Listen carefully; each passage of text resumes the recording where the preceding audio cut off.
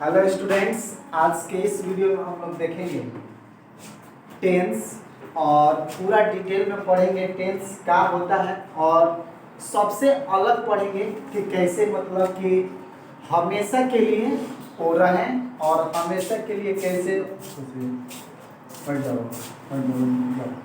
हमेशा के लिए कैसे आप याद रख सकेंगे उसके बारे में अच्छे से डिटेल से जानेंगे। तो आज का टॉपिक है टेंस। ठीक है, टेंस नॉर्मली सभी स्टूडेंट पढ़ते हैं, लेकिन इसे शॉर्ट में और हमेशा के लिए याद रहे, मतलब ऐसे पढ़िए कि हमेशा के लिए याद रहे। शॉर्ट में पढ़े, बुक में पढ़ते पढ़ते आप अगर थक गए हैं तो कृपया वीडियो को लास्ट तक देखें और बने रहें और ठीक से समझने की कोशिश करें। सबसे पहले बात करेंगे कि टेंस होता क्या है। तो देखिए, नॉर्मली टेंस जो होता है इसका मतलब होता है टाइम, इसको जिससे आप बोलते हैं समय। और इसमें एक चीज होता है जिसको बोलते हैं सेकेंड वर्क। वर्क का मतलब होता है काम। यानी थोड़ा सा हम अगर इसे डिटेल में समझें तो टेंस जो होता है ये अगर इसे आप कहिएगा कैटेगराइज कीजिए, मतलब अलग अलग पार्ट में डिवाइड कीजिए, तो ये दो ही टाइप के होते हैं। मतलब कि टेंस जो होते हैं दो ही, मतलब इसमें वर्क होता है जो टेंस के अंदर हम लोग पढ़ते हैं। वो क्या है? तो एक है समय और दूसरा है काम। यानी किसी समय में, किस समय में कोई काम हुआ और कौन सा काम हुआ, यही टेंस में हम लोग जानते हैं। यानी अगर हम कहेंगे कि टेंस की परिभाषा बताइए, कितने टाइप का होता है, कौन कौन टाइप का क्या क्या फार्मूला होता है, इस तरह से बिल्कुल हम लोगों को नहीं पढ़ना है। इतना इजी तरीके से पढ़ना है कि आपको पता भी नहीं चलेगा कि टेंस हम कब पढ़ लिए और कंप्लीट भी हो जाएगा। तो चलिए थोड़ा डिटेल में समझाते हैं। हमने अभी बताया कि जो टेंस में दो वर्क होता है, पहला समय होता है और दूसरा वर्क होता है। जैसे एक एग्जांपल के द्वारा हम समझाते हैं। जैसे यहाँ पे हम लिखे, मैं आपको पढ़ाता हूँ। ठीक से समझिएगा, मैं आपको पढ़ाता हूँ। कोई भी सेंटेंस आप लिखिए उसमें दो ही वर्क दिखेगा, पहला समय और दूसरा वर्क यानी टाइम। यानी वर्क मतलब काम। पहला जो है वो समय दिखेगा, टाइम, और दूसरा वर्क का। तो कोई भी सेंटेंस हम लोग जब लिखते हैं या बनाते हैं या बोलते हैं उसमें दो ही काम होता है, समय का बात होता है और वर्क का बात होता है। जैसे एक एग्जांपल लिखे, मैं आपको पढ़ाता हूं। इसमें ध्यान दीजिएगा, इसमें काम हो रहा है पढ़ाने का, समझिएगा ठीक से। मैं आपको पढ़ाता हूं, इसमें पढ़ाने का काम हो रहा है, तो काम हो गया। और पढ़ाता हूं, इसमें समय कैसे जानेंगे सर कि समय क्या है? मैं पढ़ाता हूं, तो ये तो पढ़ाने का काम हो गया। अब पढ़ा समय कैसे पता चलेगा कि क्या समय है इसमें? तो देखिए यहां पर है हूं, पढ़ाता हूं, इसका मतलब हुआ समय, अभी का बात हो रहा है।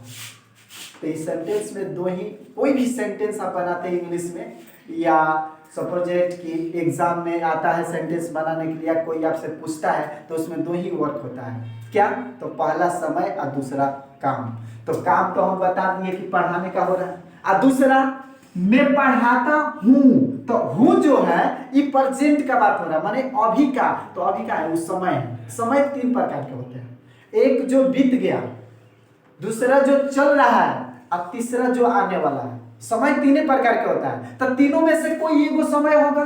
तो एगो क्या है? अभी का है, जो चल रहा है, माने मैं पढ़ाता हूं, अभी का बात हो रहा है। और दूसरा जो बीत गया, जिस यहाँ पे हम कर दे, मैं आपको पढ़ाता था। ठीक से समझिएगा। अब मैं आपको पढ़ाता, मैं आपको पढ़ाऊंगा, या मान लीजिए इसको हटाकर यहाँ पे पढ़ाऊंगा लिख दे, पढ़ाऊंगा, यहाँ पर लिख दे पढ़ाऊंगा। तो देखिए अगर ये पढ़ाता हूं तो ये प्रेजेंट का बात है। प्रेजेंट का मतलब होता है अभी, अभी आज के बात हम कर रहे हैं, ये प्रेजेंट बोलते हैं। ठीक है, उस समय बताता है। दूसरा पढ़ाता था, कब के बात हो रहा है? पहले का बात, जो बीत गया उसका बात। अब पढ़ाऊंगा, इसका मतलब हुआ कि आने वाला। तो ये सेंटेंस जो लिखे हैं इसमें दो ही बात क्लियर हो रहा है, पहला काम कौन सा हो रहा है और दूसरा कब हो रहा है। अगर ये दोनों ठीक से डिटेल में अगर समझ गए तो समझ लीजिए कि टेंस खत्म। तो आइए समझते हैं कि समय को ठीक से समझते हैं और वर्क को किस तरह समझते हैं, ये डिटेल में जानते हैं। सबसे पहले बात करेंगे हम समय यानी टाइम का।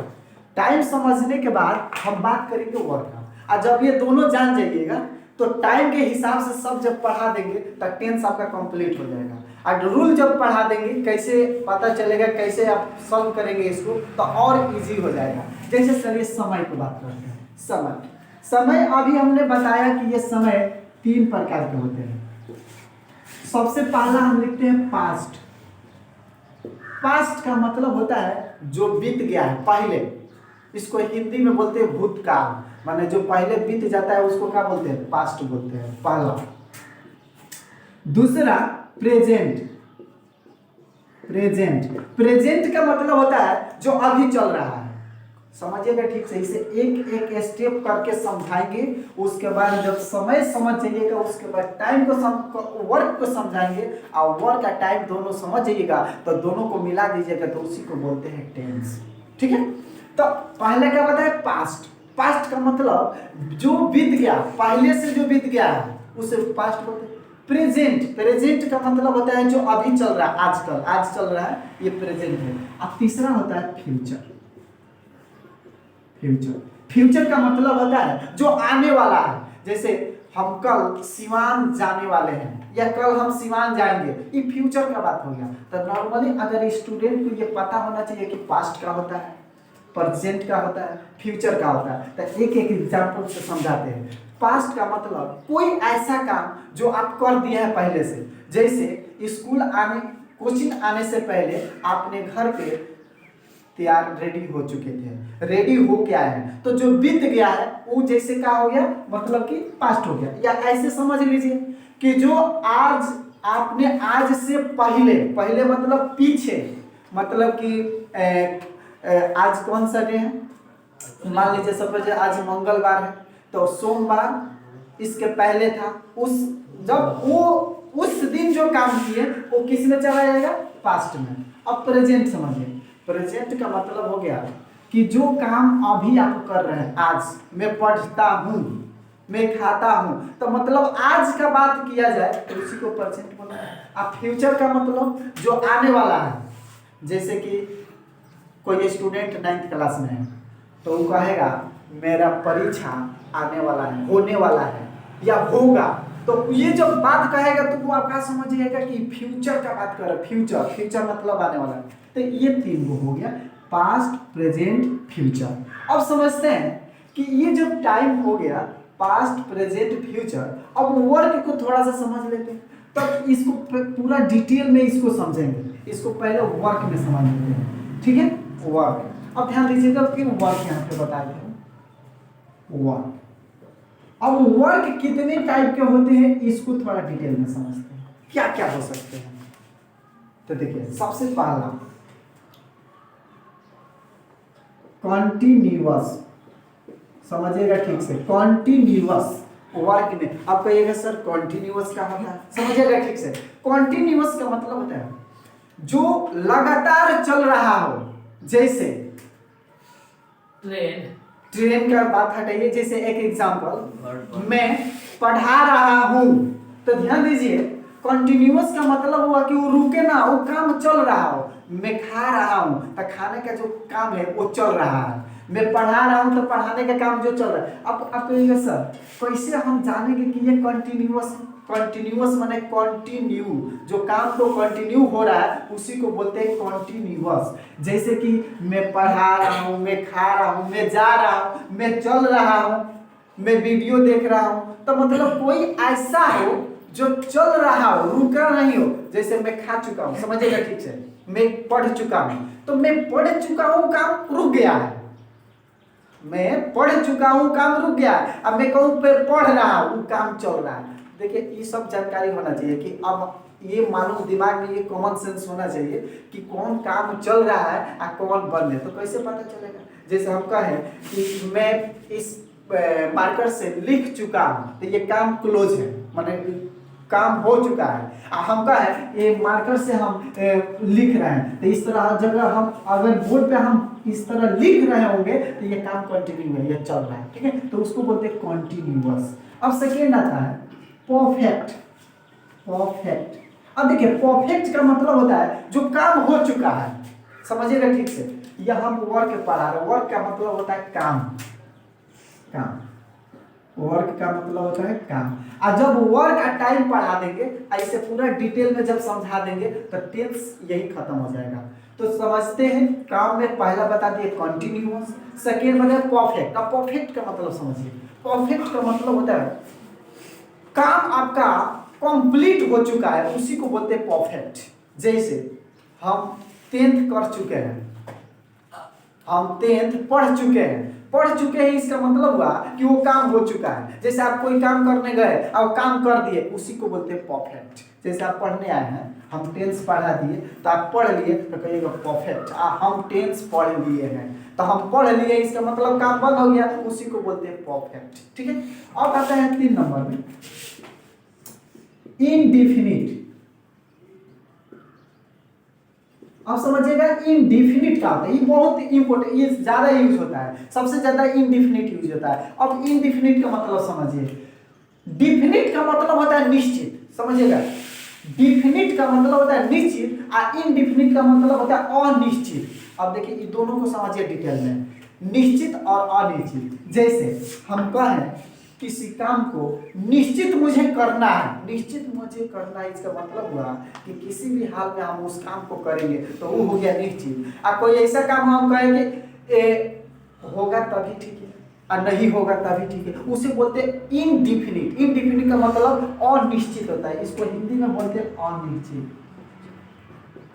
अनिश्चित, अनिश्चित इसको हिंदी में बोलते हैं। और डिफिनिट मतलब होना, और इनडिफिनिट माने कोई कन्फर्म नहीं है कि होगा कि नहीं होगा, कन्फर्म नहीं है, उसको बोलते हैं इनडिफिनिट, अनिश्चित। जैसे आप कोई काम कर रहे हैं, मान लीजिए काम का है आपको कोई काम करने के लिए, आप कहे सर ये काम होगा कि नहीं होगा ये कोई जरूरी नहीं है, तो इनडिफिनिट हो जाएगा। आप कहेंगे सर ये डिफिनिट हम काम करेंगे, तो वो हो गया निश्चित। तो यहाँ पे है इनडिफिनिट यानी अनिश्चित, कोई काम ऐसा हो जो निश्चित नहीं हो कि होगा कि नहीं होगा।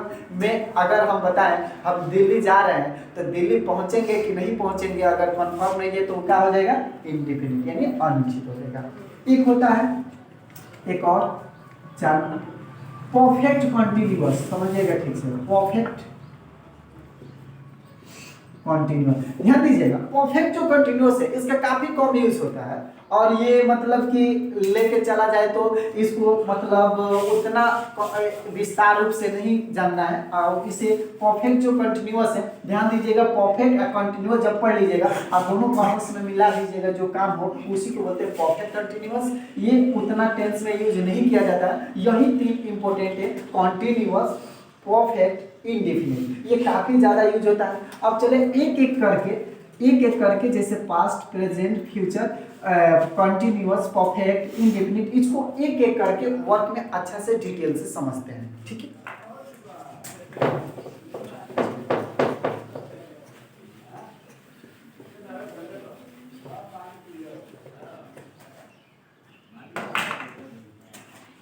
जैसा कि यहाँ पे हम लिख दें पास्ट, प्रेजेंट और एक लिख दें फ्यूचर, जो आप लोगों को हम बता चुके हैं। अब ध्यान दीजिएगा, पास्ट, प्रेजेंट, फ्यूचर, वर्क, ये जो पास्ट है इसमें भी जो वर्क हो रहा था वो सब होगा, प्रेजेंट में भी होगा और फ्यूचर में भी होगा, उसे डिटेल से समझते। जैसे आप वो लिखे थे पहले कंटिन्यूअस, तो कंफर्म नहीं है कि पहले कंटिन्यूअस लिखिएगा, कोई कंफर्म नहीं है कि पहले परफेक्ट लिखिएगा, कोई भी सीरियल वाइज कर दीजिएगा। तो सबसे पहले हम लिखते हैं इनडेफिनिट, इनडेफिनिट, और सेकेंड में लिखते हैं कंटिन्यूअस, कंटिन्यूअस, और थर्ड में लिखते हैं परफेक्ट, परफेक्ट, और फोर्थ में लिखते हैं परफेक्ट कंटिन्यूअस, ठीक है। अब ध्यान दीजिए, ये पास्ट में भी, माने पास्ट क्या है, समय है, समय ठीक से समझिएगा, ये क्या है, समय है। ये जो चारों लिखे हैं ये क्या है? वर्क है। इसको क्या बोलते हैं? काम बोलते हैं। ठीक से समझिएगा, फिर से इसे डिटेल में समझाते हैं। पास्ट, प्रेजेंट, फ्यूचर इस समय है। ये जो चार लिखे हैं ये क्या है? वर्क है, काम है। तो ये काम, ये जो चारों काम पास्ट में भी होगा, यही चारों काम प्रेजेंट में भी होगा, यही चारों काम फ्यूचर में भी होगा। जैसे अब इसे समझने से पहले अब ये समझना जरूरी है कि ये जो मतलब कि पास्ट है, ये समय जो है, ये वर्क कैसे पता चलेगा कि इसमें होगा। तो थोड़ा सा इसको यहीं पे स्टॉप करके एक स्टेप कुछ और समझ लेते हैं। वो क्या? जैसे समझिए, यहाँ पे कोई सपोज दैट कि टाइम को कैसे पहचानेंगे कि वो पास्ट है, प्रेजेंट है, फ्यूचर है। सबसे पहले ये इम्पोर्टेंट है जानना, क्योंकि जब हमको पता नहीं चलेगा कि ये पास्ट है कि फ्यूचर है कि क्या है, तो कैसे हम सेंटेंस को बनाएंगे। उसके बाद कैसे पता चलेगा कि ये जो वर्क है वो इनडेफिनिट है कि कंटिन्यूअस है कि परफेक्ट है कि परफेक्ट कंटिन्यूअस है। तो दिमाग में लाइए कि हम क्या बताने जा रहे हैं। फिर एक बार समझिए, हम बताने जा रहे हैं कि कोई सेंटेंस यहाँ पे लिखा है। समझिए, मैं आपको पढ़ाता हूँ।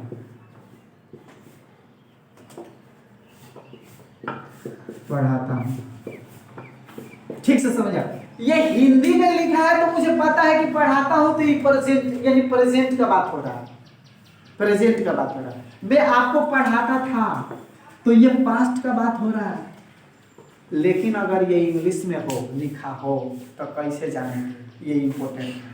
चलिए इसके बारे में हम बात करेंगे कि कोई सेंटेंस हो। समझिए क्या हम बताने वाले हैं कि कोई सेंटेंस हो, वो हिंदी में नहीं हो, इंग्लिश में लिखा हो, तो कैसे जानेंगे कि वो पास्ट है, प्रेजेंट है, फ्यूचर में? समय कैसे पता करेगा, मैंने पता चलेगा। और सेकंड जानेंगे कि ये इस चारों में से कौन सा काम हो रहा है, ये कैसे जानेंगे। ये काफी इंपॉर्टेंट है बात जानना, क्योंकि ये जब नहीं जानिएगा तो ठीक नहीं रहेगा।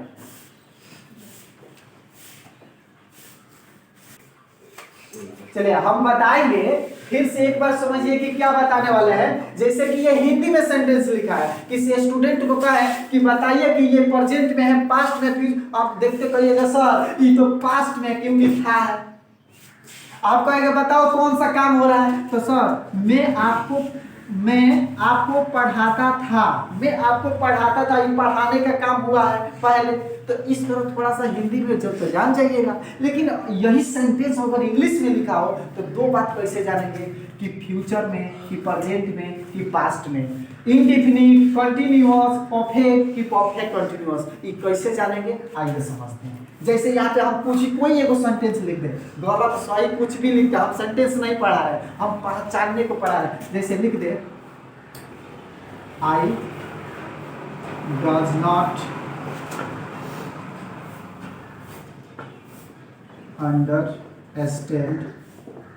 यहाँ पे हम लिख दिए हैं आई डज नॉट अंडरस्टैंड। कुछ भी लिख दीजिए आप भी, वो मुझे पता नहीं है कि हम क्या लिखे हैं, मुझे पता नहीं है कि ये सेंटेंस है कि क्या है, कुछ पता नहीं। हम बताने वाले हैं कि कैसे पता चलेगा कि हाई फ्यूचर है कि प्रेजेंट है कि पास्ट है, कैसे पता चलेगा, ये बताने वाले हैं। तो सबसे पहले जानते हैं कि हमको पता करना है कि प्रेजेंट है कि पास्ट है कि फ्यूचर है। ये पता करने से पहले हम थोड़ा सा एक आपको समरी लिखवाते हैं। समरी जैसे कि पास्ट का, प्रेजेंट का और फ्यूचर का। समझिए इस समरी क्या है, इसी को देख के आप बता सकते हैं कि वो पास्ट है कि प्रेजेंट है कि फ्यूचर है। तो चलिए प्रेजेंट का बात करते हैं। यहाँ पे दिखाई दे रहा है, देखिए डू या डज। समझिएगा ठीक से, नहीं समझ में आएगा तो पूछ भी सकते हैं आप। डू या does, is, am, are, have, has, दिमाग में बैठाना है। ई है कि प्रेजेंट के लिए फॉर्मूला। अब चले लिखते हैं पास्ट के लिए। पास्ट के लिए दिखाई दे रहा है, डिड, was, were, had। ये है फॉर्मूला पास्ट के लिए। अब चलिए फ्यूचर के लिए देखिए, अब फ्यूचर के लिए विल सेल, एक और होता है will have shall, will have been भी होता है। तो मतलब सबसे ज्यादा यूज होता है यही will shall, will be shall be, इसी का यूज होता है। तो ये है फ्यूचर के लिए। अब ध्यान दीजिएगा, आपको एक हम मतलब समरी का मतलब होता है छोटा में, जैसे कि आपको याद रखना पड़ेगा कि प्रेजेंट, दिमाग में आ जाएगा, ध्यान दे, प्रेजेंट डू ड जी जेम आर हैव हैज, अगर ये कोई लिखे सेंटेंस में ध्यान दे कर लीजिए ये प्रेजेंट टेंस है, समझिएगा ठीक से। दूसरा बात, अगर कहीं पे डीड वाज वे हैव देखे तो ध्यान से बता दीजिए ये पास्ट है। देखिए ध्यान से इस सेंटेंस को पढ़िएगा तो डच दिख रहा है, तो आप क्या कह दीजिएगा सर ये किसका बात हो रहा है, प्रेजेंट का बात हो रहा है। अब ध्यान दीजिएगा, अब यहाँ पे है विल सेल, अगर कहीं पे विल सेल देखिएगा तो क्या कह दीजिएगा, फ्यूचर का बात है। अभी हम क्या बता रहे थे, समय, क्या बताए, समय सेंटेंस को देखकर हम बता रहे थे कि सेंटेंस को देखकर समय कैसे बता सकते हैं। अब हम बताएंगे कि इसी सेंटेंस को देखकर इस वर्ड को कैसे बता सकते हैं। क्लियर सर, ये बताइए इस सेंटेंस को देखकर कैसे बता देंगे कि इनडेफिनिट है कि कॉन्टिन्यूअस है कि परफेक्ट है कि परफेक्ट कॉन्टिन्यूअस है, कैसे पता चलेगा। तो चलिए इसको भी जानते हैं। देखिए क्रिया के रूप होता है, समझिए ठीक से बोर्ड पर, क्रिया का रूप होता है।